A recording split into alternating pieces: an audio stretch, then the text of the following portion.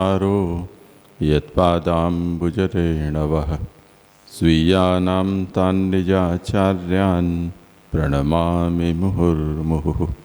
यदनुग्रहतो जन्तुः सर्वदुःखातिगो भवेत् तमहं सर्वदा वन्दे श्रीमद्वल्लभनन्दनम्। अज्ञानतिमिरान्धस्य ज्ञानाञ्जनशलाकया चक्षुरुन्मीलितं येन तस्मै श्रीगुरवे नमः।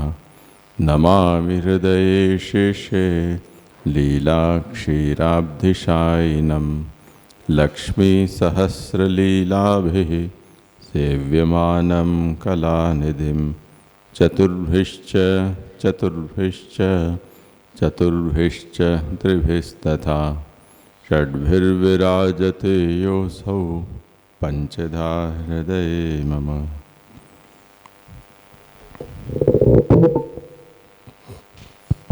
कुछ हो विचारणीय तो यहाँ पे जी 150वीं जो कारिका थी उसके वहाँ पे टीका में भगवान पंचात्मको रूप प्रपंच करता, फिर वहाँ पे वो अधिष्ठान करता वाला गीता जी का श्लोक दिया है। तो अब यहाँ पे रूप प्रपंच करता भगवान को कहने के लिए महाप्रभु ने ये श्लोक को कोट किया है। अब अमृत तरंगिणी के अंदर या फिर नानूलाल गांधी की जो टीका है वहाँ पर वो जो अर्थ है वो कोई जीव विशेष के लिए जीव कुछ कार्य करता है तो वहाँ पे उसके परिप्रेक्ष्य में कहा गया है, तो वो थोड़ा समझ में नहीं आ रहा है कि, और वहाँ पे प्रसंग भी पूरा उसी के कॉन्टेक्स्ट में जीव के कॉन्टेक्स्ट में चल रहा है, तो फिर यहाँ पे महाप्रभु ने इसको फिर भगवान रूप प्रपंच के करता है उस कॉन्टेक्स्ट में क्यों कोट किया है? जीव के संदर्भ में तो कल ही हमने देख लिया, दोनों ही बातें बताई हैं ना। सृष्टि के कर्तृत्व के संबंध में उसका क्या अर्थ है, वो अक्षर काल माया स्वभाव, उस अर्थ में 5 उसके अर्थ बताए। और पुरुषोत्तम जी ने जीव के संदर्भ में उसका मतलब अधिष्ठान का मतलब देह हमारा, कर्ता मतलब जीवात्मा, वो बताया। तो वो तो दोनों अलग अलग बातें हैं, संदर्भ के अनुसार उसका अर्थ होगा।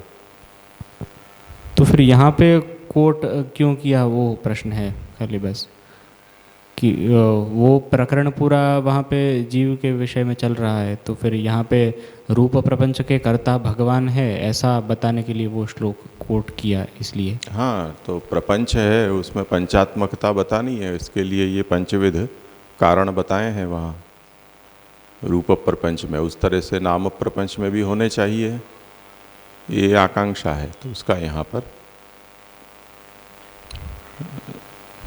स्पष्टीकरण दिया है।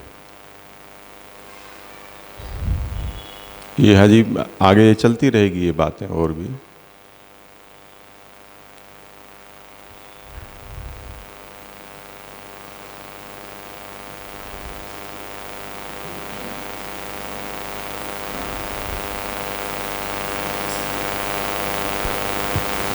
दंडवत जे हम इसमें नाम प्रपंच जब प्रमेय प्रकरण में शुरू हुआ तो शास्त्रार्थ प्रकरण में भी सेम नाम प्रपंच महाप्रभु जी ने बताया था 26वें श्लोक से, तो उसमें और इसमें कोई अंतर है या कुछ?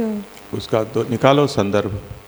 हाँ, उसमें बताया कि नाम प्रपंच को निरूपण करवे के अर्थ ब्रह्म के अन्य धर्म कहत है, 38 पेज नंबर पे।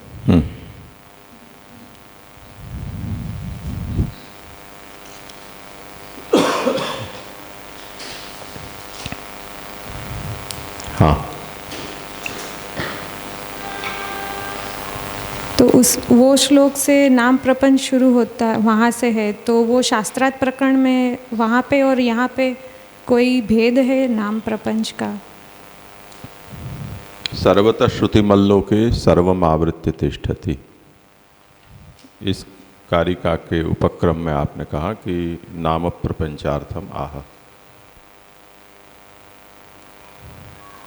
तो रूप प्रपंच की तरह ही भगवान का जो कि रूप नाम विभेदे न जगत क्रीडति, ये आरंभ में महाप्रभु ने मंगल कारिका में ये बात कही।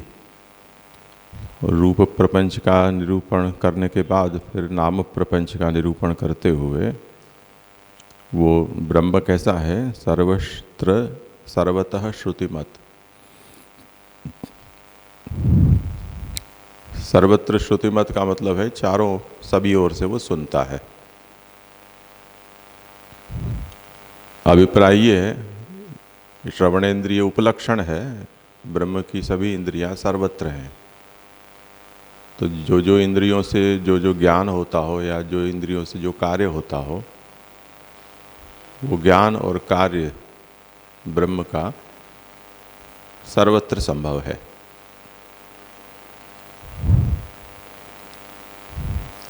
उस पे ये आशंका हुई, क्योंकि आगे का जो प्रसंग है वो क्या चल रहा है कि आकाशवद व्यापकम ही ब्रह्म मायांश वेष्टितम सर्वतः पाणिपादांतम सर्वतोक्षि शिरोमुखम। वो ब्रह्म जो है वो आकाश की तरह व्यापक है। अब जो व्यापक है उसको हस्तचरण आदि इंद्रियों वाला बताना, वो उसकी व्यापकता को परिच्छिन्न बना देता है, क्योंकि इंद्रियां तो परिच्छिन्न होती हैं। तो उसका यहाँ पर समाधान बताने के लिए कह रहे हैं कि एतादृश्यस्य परिच्छेदः संभविष्यति त्याह सर्वम आवृत्य तिष्ठति। जिससे व्यापकता को हम सर्व शब्द से कहते हैं, जैसे सर्वत्र, सर्वज्ञ। तो जो सभी जगह हो उसको सर्वत्र कहा जाता है, सब कुछ जानने वाला है उसको सर्वज्ञ कहा जाता है। तो व्यापकता का मतलब है सर्व। अब ब्रह्म कैसा है, तो कहते हैं कि सर्वम आवृत्य तिष्ठति। सर्व शब्द का जो अर्थ है वो उसके पेट में है, ऐसा ब्रह्म है। तब फिर परिच्छेद नहीं रहा ना। इंद्रियों के कारण परिच्छेद की हम कल्पना करते हों, पर जिनको हम परिच्छेद मानते हैं वो परिच्छेद करने वाला क्या है, काल होता है, स्वरूप होता है और देश होता है, ये परिच्छेदक होते हैं। अब जिसके भीतर काल, देश और स्वरूप हों, तब तो फिर परिच्छेद रहा नहीं ना। जितने भी परिच्छेदक हैं उनका भी वो आवरण करके, उनको आवृत्त करके बैठा हुआ है। इस बात को कहने के लिए ये कह रहे हैं। तो ये संदर्भ अलग है, ये संदर्भ अलग है। जो डिटेल यहाँ पर वर्कआउट की गई है वो डिटेल आपको वहाँ नहीं मिलेगी। तो हर विषय के अलग अलग पहलू होते हैं, स्तर होते हैं, उनका प्रकरण होता है। उस हिसाब से यहाँ भी प्रसंग बदल गया है तो उस हिसाब से निरूपण करते हैं।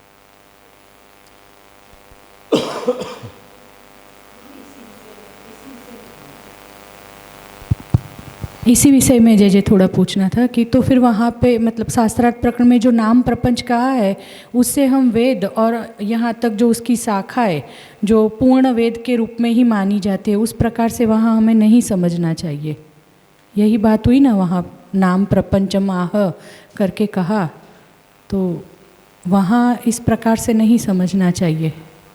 मैं समझा नहीं क्या कहना चाहिए। जैसे शास्त्रार्थ प्रकरण में उपक्रम महाप्रभु जी ने ऐसे किया, नाम प्रपंचम आह, अब नाम प्रपंच को कह रहे हैं। तो फिर नाम प्रपंच से मेरी समझ ऐसी थी वहाँ पर कि जैसे वेद है, वेद की शाखाएं जो अब तक जैसे 11 शाखाएं भी है, वो भी पूर्ण वेद के रूप में ही हम समझते हैं। तो उसी प्रकार से वेद और उसके विभाग और उसकी शाखाओं को वहाँ पे नाम प्रपंच से नहीं समझना चाहिए, ये बात हुई फिर।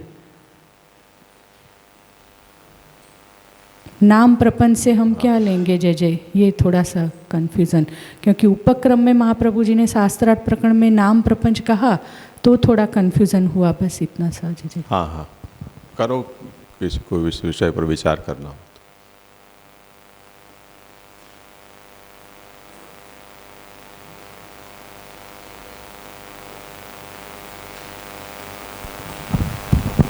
प्रणाम जीजे। जीजे, यहाँ पे मुझे ऐसा समझ में आता है कि जो यहाँ पे नाम प्रपंच कहा उसमें जो श्रुतिमव लोके जो कहा, तो श्रुति यानी कि सुनना, सब जगह वो सुन सकता है, तो वो वेदवाणी ही तो है ना, कि वेदवाणी जो है वो वेदवाणी भी वो सुन सकता है, सब जगह अक्षी पाद सब है तो वो सुन सकता है, तो वहाँ पे वेदवाणी को कहा। तो जो वेदवाणी है वो आपने कल बताया वो परा पश्यंती मध्यमा, तो ये यहाँ पे संक्षिप्त रूप में बताया है। जो श्रुतिमलोके कहा तो वहाँ पे ये सब इंक्लूड हो ही गया, सब आ ही जाता है, ऐसा मुझे समझ में आता है।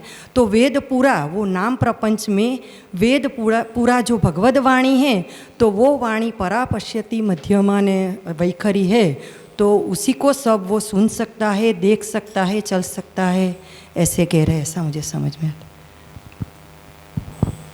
तो अर्थ तो यही हुआ ना जय कि नाम प्रपंच से जहाँ पर भी महाप्रभु जी हमें समझा रहे हैं तो आप श्री ये समझाना चाह रहे हैं कि वेद और उनकी शाखाएं यहाँ तक भी जितनी भी वो पूर्ण वेद के रूप में है और उसे ही समझा रहे हैं। तो सर्वतः श्रुतिमल लोके से तो आपने समझाया, लेकिन नाम प्रपंच से आप श्री यही उपक्रम कर रहे हैं महाप्रभु जी के जो वेद हैं, वेद के विभाग हुए और अधिकारानुसार आगे शाखाएं, वो सब पूर्ण वेद के रूप में ही है, उसी विषय को वहाँ पे भी समझाया है। थोड़ा सा जय कन्फ्यूज़न, बाकी ये परापश्यंती ये विषय तो आपने कल भी लिया था, इसमें थोड़ा इतना कन्फ्यूज़न नहीं है, लेकिन नाम प्रपंचम आह करके फिर जो आगे विषय लिया है उसे थोड़ा सा मुझे एकदम स्पष्ट नहीं हो रहा है जय। इसमें यहाँ पे मुझे ऐसा लगता है कि आगे जो सर्वतः पाणिपादांतम सर्वतोक्षी शिरोमुखम ऐसे करके जो बताया है, तो उससे और आगे आकाशवत व्यापकम ही ब्रह्म मायांश वेष्टितम, तो वहाँ से वो प्रपंच के स्वरूप को बताया है, रूप को, और फिर उसी के आनुषंगिक यहाँ पे फिर ये नाम प्रपंच के लिए वो कहा गया है स्वतंत्र रूप से। जैसे यहाँ पे अभी जो हम पढ़ रहे हैं वहाँ पे जैसे निरूपण करना है वैसे ना होकर यहाँ पे अवान्तर रूप से या फिर विषय निकला है, तो थोड़ा यहाँ पे इसीलिए सर्वतः श्रुतिमल लोके ऐसे करके वहाँ पे महाप्रभु ने बता दिया, वो विस्तार यहाँ पे नहीं है ऐसा लग रहा है मुझे। श्रुतिमत है यानी वो चारों ओर कान वाला है। कान क्या करते हैं? सुनते हैं। सुनाई क्या देता है?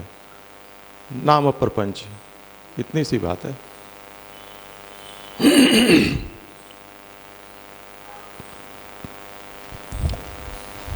जय जय दंडवत प्रणाम। ये कल अपना 160 नंबर का श्लोक आया था, तो उसमें इस तरह से आया था, अनाधिकारी स्त्री शूद्राधिक वेद बुद्धि करके वेद को पाठ करें तब उनको अधर्म होए। तो इसको जैसे अपने तो ये समझते हैं कि जो वर्णाश्रम व्यवस्था है इसमें स्त्री शूद्र को वेद पाठ करने का नहीं है अधिकार, और ये इसको इस तरह से समझें अनाधिकार चेष्टा इस करके ये अधर्म हो रहा है, अधर्म ऐसे समझना चाहिए। अधिकार नहीं है पर फिर भी अगर कोई करता है तो उसको दोष होता है, अधर्म होगा। और जैसे दूसरा इसमें आ रहा था, कर्म कांड में हूँ प्रयाज अनुयाजाधिकन को पूर्ण ही समझनो, ये समझ में नहीं आया। एक बड़ा यज्ञ होता है, उस यज्ञ में छोटे छोटे कई यज्ञ होते हैं, उनको प्रयाज अनुयाज कहा जाता है।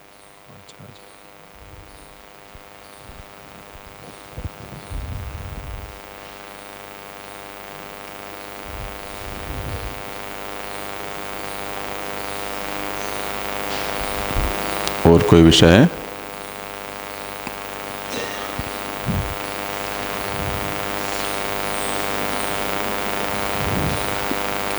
अब जैसे आगे ये बात सिद्ध हुई कि वेदैश्च सर्वैरहमेव वेद्यः,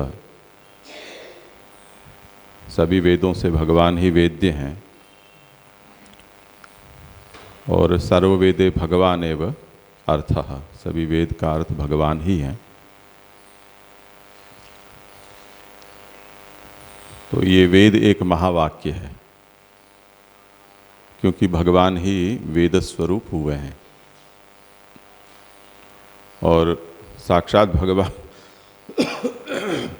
किसी भी बीच में अंतराय के बिना या माध्यम के बिना भगवान का वेद रूप से प्राकट्य है। इसलिए वेद के वर्ण पद वाक्य सभी रूप में पूर्ण भगवान ही हैं। इसलिए ये आशंका नहीं करनी चाहिए कि वेद विभक्त हुए तो भगवान 4 हिस्सों में बट गए। इसी तरह आगे शाखाओं का विभाग हुआ तो वो 4 हिस्से फिर से और कई हिस्सों में बंट गए। तो भगवान का वेद की तत्त शाखा है वो एक खंडित रूप है, ऐसा नहीं सोचना चाहिए। इसी तरह शाखाओं में मंत्रों का विभाग है, प्रकरणों का विभाग है, तो वो जो खंडित भाग है वो फिर से खंडित हुआ, तो और भी खंडित स्वरूप मंत्र के रूप में या पदवर्ण के रूप में भगवान का है, ऐसा नहीं सोचना चाहिए। क्योंकि भगवान अपने सभी रूपों में, सभी अंशों में भगवान होने से पूर्ण होते हैं। पूर्णमदः पूर्णमिदं पूर्णात् पूर्णमुदच्यते पूर्णस्य पूर्णमादाय पूर्णमेवावशिष्यते, इस श्रुति वचन से। तो उनकी पूर्णता अपने सभी रूप में है। तब फिर ये प्रश्न होता है कि जैसे आगे हमने वो पुराण प्रकरण देखा था,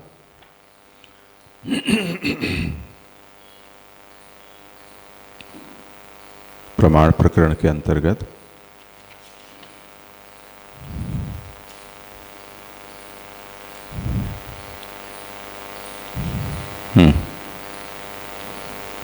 वहाँ पर आचार्य चरणों ने ये समझाया पुराणों का स्वरूप कि पुराणम वेदवत पूर्व सिद्धम। जिस तरह से वेद पूर्व सिद्ध हैं उसी तरह पुराण भी पूर्व सिद्ध हैं।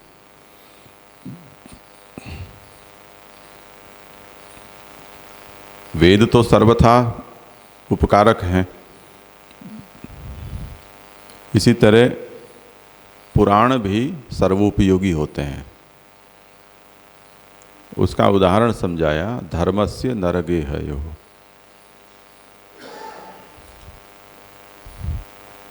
ऐसा सोचें कि वेद है वो ग्रहस्थानी है तो पुराण उपकरण स्थानी माने जाते हैं।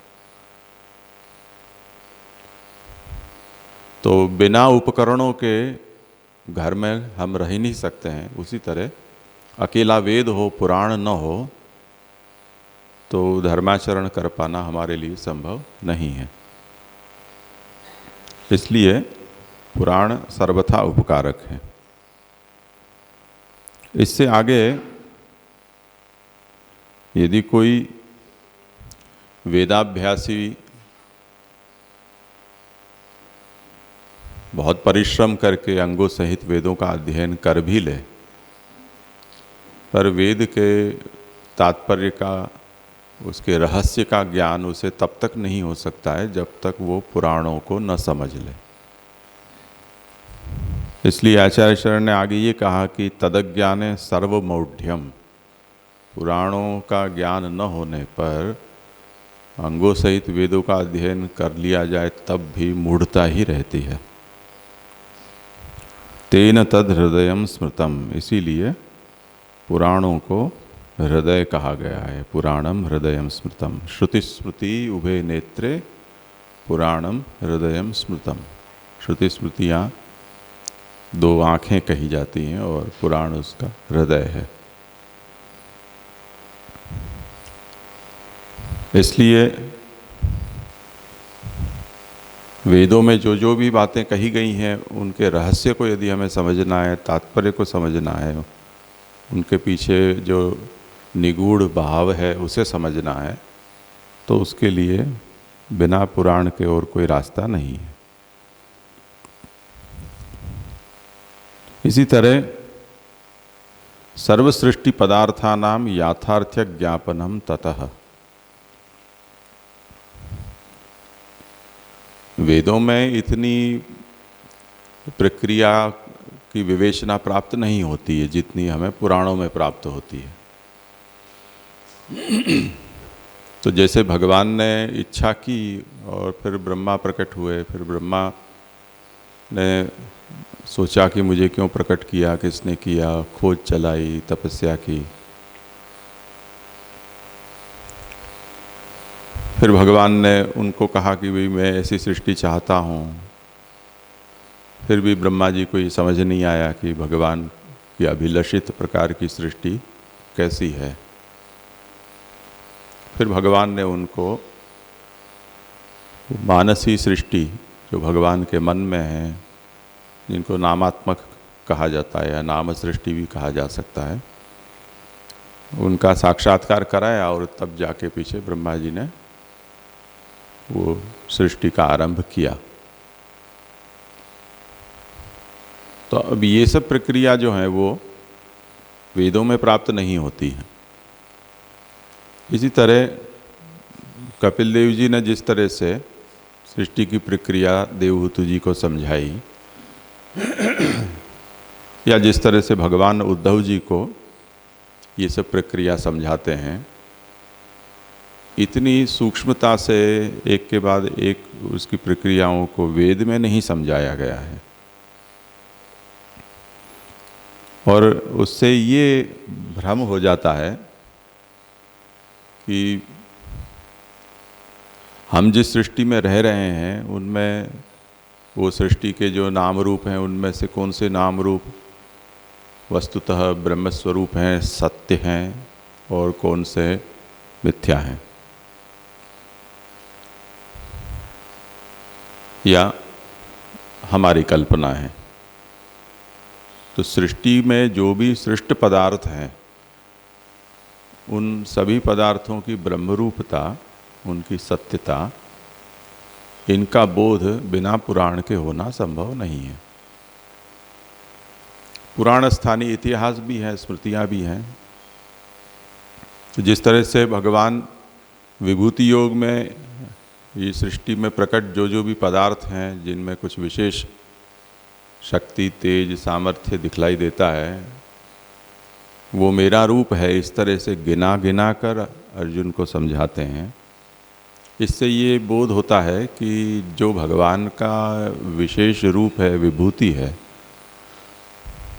वो असत्य कैसे हो सकता है। तो सृष्टि के पदार्थों की यथार्थता का बोध भी हमें पुराणों से ही होता है। इसी तरह वेदों में जिस तरह से शाखा के विभाग हुए, उसी तरह वेदों में भी जो अखंड वेद, अखंड पुराण था, वो आगे जाकर व्यास जी के द्वारा विभक्त हुए। तो जैसा वेद में हुआ वही पुराण में भी हुआ। वहाँ शाखा विभाग है, यहाँ पुराणों के विभाग हुए। अब वो जो पुराणों के विभाग हुए हैं वो किस दृष्टि से हुए हैं, उनको समझाते हुए आचार्य चरण ने कहा कि भगवान कई कल्पों में कई प्रकार की सृष्टि लीलाएं करते हैं। कभी भगवान सात्विक कल्प प्रकट करते हैं, कभी राजस तामस करते हैं। तो कल्प भेद से भगवान की कई प्रकार की लीलाएं हैं जिनका वर्णन हमें सात्विक, राजस, तामस पुराणों के रूप में प्राप्त होता है, और इससे हमें प्रभु की जो अचिंत्य सामर्थ्य है उसका और प्रभु की लीला में जो वैचित्र्य है उसका हमें बोध होता है। ये सब बातें हमें पुराण प्रकरण से समझ में आती है। इसलिए अब यहाँ ये जो नाम सृष्टि का प्रकरण है, जिसमें अभी तक लोक और वेद इतना ही भेद बताया गया और ये कहा गया कि भाई वेद में जो वर्णपद वाक्य हैं वो नित्य होते हैं, लोक में वर्णपद नित्य होते हैं, वाक्य अनित्य होते हैं। अनित्य होने का कारण ये है कि हम लौकिक मनुष्यों के द्वारा बनाए गए रचित होने से उनके अंदर कई दोष हो सकते हैं। तो क्योंकि उन वाक्यों को बोलने वाले दोष युक्त हैं, कहने वाले दोष युक्त हैं, इसलिए उन वाक्यों में नित्यता नहीं सोची जा सकती है। इतना अभी तक बताया गया। तब फिर अब ये प्रश्न होता है कि जिस तरह से पुराण भी वेद की तरह नित्य सिद्ध माने गए हैं, तो पुराण वाक्यों के विषय में नित्यता अनित्यता का क्या सिद्धांत है, क्या नीति है उस विषय में, अब उस पर विचार आगे करते हैं कि पुराणानामपि वेद तुल्यत्वम अभिप्रेत्य आह। पुराण भी वेद तुल्य हैं, ये आगे हमने अभी देखा। और वेद तुल्य होने से जो बातें नाम प्रपंच के निरूपण के अवसर पर वेदों के बारे में कही गई है, वही पुराणों के ऊपर भी लागू होनी चाहिए। तो महाप्रभु कहते हैं पुराणे च, जिस तरह से वेद के वर्णपद वाक्य नित्य होते हैं, उसी तरह पुराण के भी वर्णपद वाक्यों को वेद की ही तरह नित्य मानना चाहिए।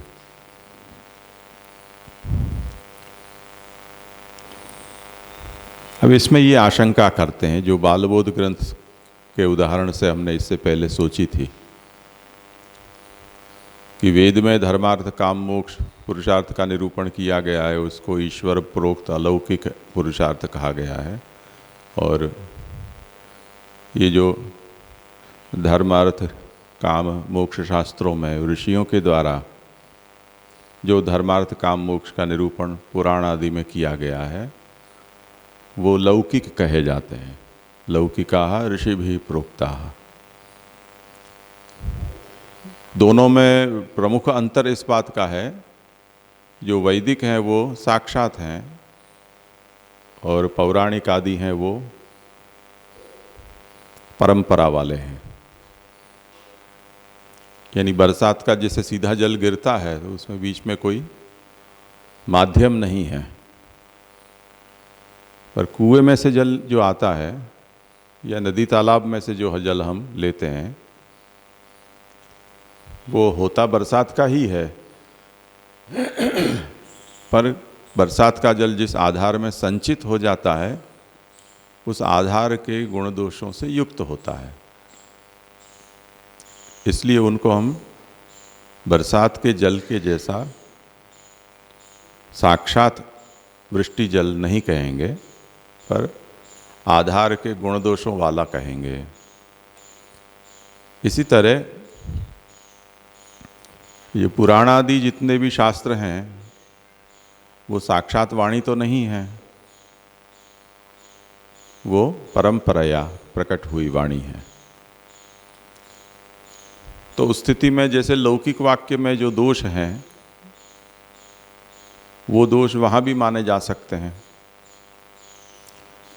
और अगर नहीं माने जा सकते हैं तब फिर मैं या आप जिन वाक्यों का उच्चार करते हैं उनमें भी वो दोष मानने का कोई कारण नहीं है।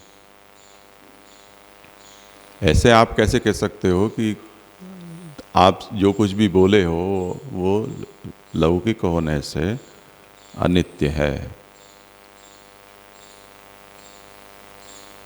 ऐसा तो कहना ठीक नहीं है। संस्कृत में जैसे कहावत है, दंडे न गो गर्दभऊ, वो गधा आया तो डंडा मार के उसको भगा दिया, इतने में गैया आ गई तो उसको भी डंडा मार दिया। तो ऐसा नहीं करना सर। गाय को मारना अपने यहाँ दोषयुक्त माना गया है, तो दंडे न गो गर्दभऊ नहीं किया जा सकता है। तो आप ये नहीं कह सकते हो कि क्योंकि मैं और आप बोल रहे हैं इसलिए हमारे वाक्य हैं वो अनित्य हैं लौकिक होने से, और वेद के जो हैं वो वर्णपद वाक्य सब नित्य हैं ईश्वर प्रोक्त होने से। अगर ये बात, इस बात पर आप कायम हैं, तब आपको पुराणों पर भी यही बात लागू करनी होगी, क्योंकि पुराण भी साक्षात ईश्वर प्रोक्त तो नहीं है, कोई न कोई ऋषियों के द्वारा कहे गए हैं, माध्यम से प्रकट हुए हैं, तो उनको भी लोकतुल्य मानना होगा। और अगर वो किसी माध्यम से प्रकट हुए होने पर भी उनको आप लोकतुल्य नहीं मान रहे हो, इसके कारण उनको अनित्य नहीं मान रहे हो, तब फिर मैं और आप बोल रहे हैं उसमें भी कुछ विवेक हमें रखना होगा। उसको आउटराइट यूँ नहीं कह सकते कि लौकिक मनुष्यों के द्वारा वो प्रयुक्त होने से उसमें विप्रलिप्सा, भ्रम, अज्ञान ऐसे दोष हो सकते हैं, और उसके कारण वो सब के सब ऐसे अनित्य हैं, मिथ्या हैं। तो कहते हैं कि वेद पुराण व्यतिरिक्त स्थले वाक्यार्थो बुद्धि कल्पितः। इसका समाधान ये दिया कि वेद और पुराणों को छोड़कर और स्थल पे जो भी वाक्यार्थ है वो सब वाक्यार्थ को बुद्धि कल्पित माना जाता है, न भगवद रूप, उनको भगवद रूप नहीं माना जाता है। कारण वही है कि लौकिक मनुष्यों के द्वारा जो भी उच्चरित है उनमें कई प्रकार के दोष हैं, आगे भी गिनाएंगे। इस प्रकार का दोष वेद पुराणों में हम नहीं सोच सकते हैं, क्योंकि जिस तरह से हम जानते हैं कि वेदों का जिस तरह से प्राकट्य हुआ, तो भले हम ये कहें कि वो वेद ईश्वर की वाणी है साक्षात, पर प्रकट तो किसी न किसी ऋषि के द्वारा ही हुई है ना, इसीलिए तो उनको ऋषि कहा गया है। ऋषयो मंत्र दृष्टारो, उन्होंने उस मंत्र के अधिदेव का साक्षात्कार किया और उस साक्षात्कार को उन्होंने प्रकट किया। जैसे हम ब्रह्म संबंध करणात् सर्वेषां देह जीवयो सर्वदोष निवृत्तिरिहि दोषा पंचविधा स्मृता, ये सिद्धांत रहस्य को साक्षात भगवद वाणी रूप वेद रूप मानते हैं, और उस वेद का साक्षात्कार करने वाले महाप्रभु हैं। इसलिए तदक्षरश उच्यते ऐसी प्रतिज्ञा जब आचार्य चरण करते हैं तो उसके बाद कहे जाने वाले जितने भी वर्ण पद वाक्य हैं वो सब के सब साक्षात भगवान की ही वाणी है, ऐसा हम कहते हैं। यही बात है वो जहाँ जहाँ भी भगवान उवाच ऐसा कहकर कहा गया है वहाँ भी यही न्याय है। तो इस तरह से यदि हम अपनी तुलना उनके साथ कर देते हैं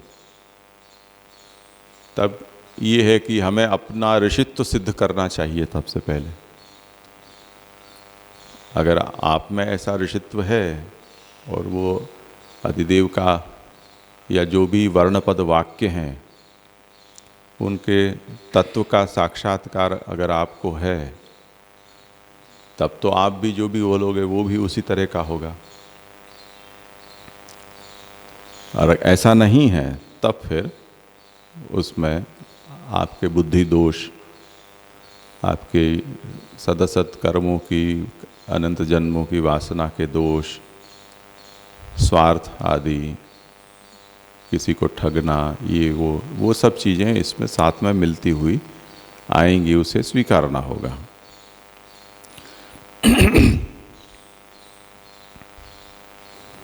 तो जैसे हम जो चीज़ वस्तु लेने जाते हैं, हर व्यक्ति ये दावा करता है कि हमारी वस्तु आप ये वस्तु आप हमारे यहाँ से लो। जैसे दूध का उदाहरण ले लो, अब लोग लिखते हैं गाय का दूध ऐसा, फिर दूसरा लिखता है शुद्ध गाय का दूध। अब शुद्ध गाय का दूध का मतलब कि गाय को धो दी, उसके बाद दूध निकाला, फिर उसमें पानी मिला दिया, तो भी गाय तो शुद्ध ही थी। शुद्ध का अन्वय किसके साथ होगा? दूध के साथ होगा या गाय के साथ होगा? अब फिर कोई कहेगा कि भाई गाय तो थी पर वो देशी थी या जर्सी थी, तो शुद्ध देशी गाय का की। अब एक और उसमें विशेषण लगाओ, देशी में भी कांकरेज साहिवाल थी, कौन सी थी, या गीर की थी, तो शुद्ध देशी गीर गाय का दूध, जोड़ते ही जाओ उसमें। अब शुद्ध में भी आपको कुछ करना हो, डिग्री जोड़नी हो, तो 100% शुद्ध ऐसे लगाओ।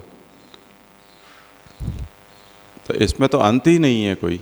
इस लोग ऐसा करते हैं, इसी का ये प्रमाण है कि लोगों में एक वाक्यता नहीं है, उनमें कहीं ना कहीं कुछ गड़बड़ी है। जो शुद्ध वाला, जो मिनिमम से जिसने शुरू किया था कि गाय का दूध, वो घालमेल करने वाला आदमी है। ये साबित हुआ जिसके कारण उसका व्यावर्तन करने के लिए शुद्ध गाय का दूध ऐसा लिखना पड़ा। तो जितने जितने जो विशेषण होते हैं वो व्यावर्तक होते हैं, तो पूर्व के व्यावर्तक होते गए। हम भी यमुना यात्रा में गए थे, तो कोसी या न जाने कौन सा गांव आया, उसके बाद मुरथल ढाबा ऐसा लिखा हुआ चारों ओर पढ़ा जाता था, दोनों ओर हाईवे के। तो मैं सोचा कि जैसे यहाँ हाईवे साइड में सब वो होती हैं होटल मोटेल ऐसी, उस तरह से ये कोई एक ढाबा है। तो कुछ मीटर आगे चले तो फिर से मुरथल ढाबा लिखा हुआ है। अब तो वो कौन सा फरीदाबाद तक पहुँचे, उतने 50-60 किलोमीटर में हाईवे के दोनों साइड मुरथल ढाबा लिखा हुआ। ऐसे सैकड़ों ढाबा वहाँ मिले, सब के सब साइन बोर्ड एक से, रंग, उनके जो लिखावट है, उसकी पैटर्न, सब कुछ एक समान। हमें पता ही नहीं चले कि ये, इसमें अगर कोई व्यक्ति ये सोचे कि मुझे मुरथल ढाबा का खाना पसंद है, तो इसमें से कौन सा ढाबा उसका ढाबा है, उसका निश्चय ही नहीं हो। अब उसके ऊपर किसी का ट्रेडमार्क नहीं होगा, पेटेंट नहीं करवाई होगी, तो सभी लोगों ने उसकी कॉपी मार के और मुरथल ढाबा कर दिया। तो इस तरह से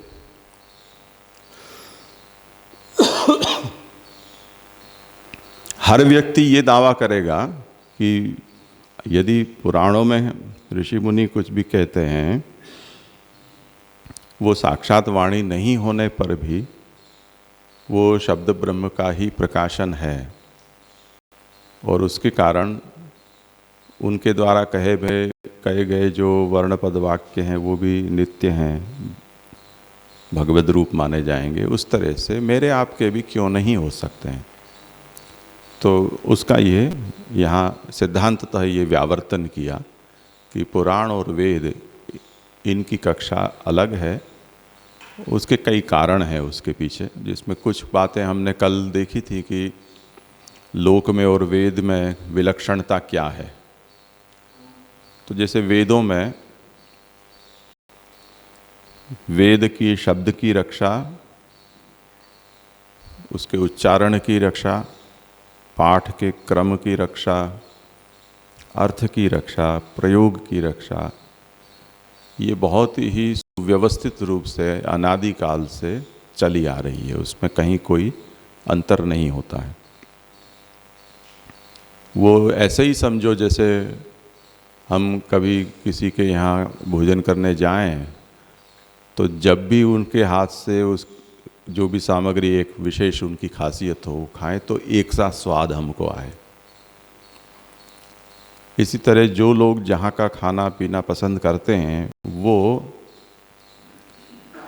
पदार्थ की गुणवत्ता और उनकी मात्रा इन सब चीज़ों के ऊपर बहुत ज़्यादा सावधानी रखते हैं, जिससे कि उसका स्वाद है वो एक सा बना रहे, जिससे कि ग्राहक की रुचि बदले नहीं, बंधा रहे उसका ग्राहक।